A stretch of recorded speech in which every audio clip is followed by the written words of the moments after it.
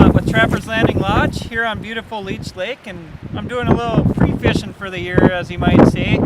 At least getting out now that we got this open water here. And I'm going to talk to you about a few different techniques that I like. As you can see, I'm in waders.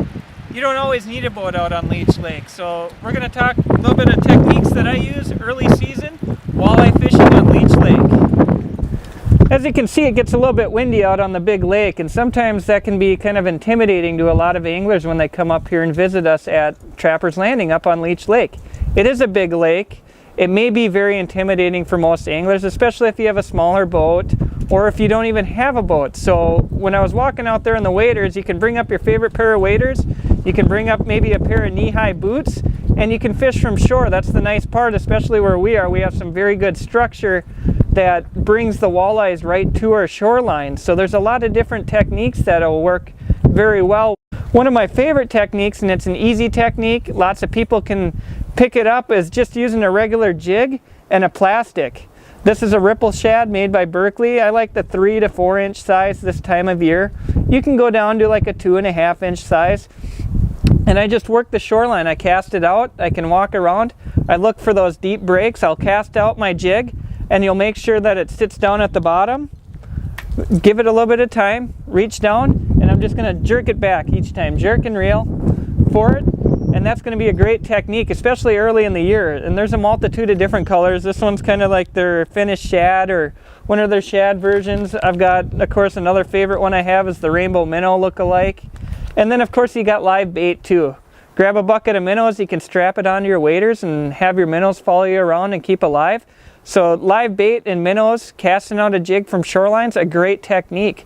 Another spots that you may want to look for if you aren't going to be on the shoreline or have permission sometimes is look where there may be a creek coming in, another little narrow channel. Harbor mouths hold a ton of fish on it, especially down at the city docks there, right in Walker, downtown Walker. You can go right out there and cast out a jig and minnow, jig and plastic, and catch all the walleyes you want too as well. For it. Another technique as it starts to get dark is I'll switch it up and I'll go to a crankbait. A lot of people kind of overlook crankbaits and think that they're a late season technique, but this is when they really shine, especially a stick bait. You want to use stick baits or husky jerks or any of those slash baits such as Smithwick Rogues, X-Wraps. All of those can be used this time of year with the cold water. And you make sure, I tend to switch to these, especially like this here, Clack and Minnow. I'll switch to them right around sunset. Give them a nice jerk and they kind of move all over that tail action and they naturally suspend. So when you stop it, they'll suspend there for that split second, and that's usually when you'll pick up your fish. Now this is a great alternate. You can have one guy pitching out a jig and one guy pitching out these or a husky jerk out there. And there's a multitude of colors I like. I usually try and stick to your basic, you know, black and silver works great here with our watercolor. There's a ton of perch out here, so perch colors are really good, excellent option for it. And even sometimes early in the season, this kind of looks like a Cisco. They're still up shallow. The white, you know, white fish that are in the lake, it's got the little bit of white blue sheen to it.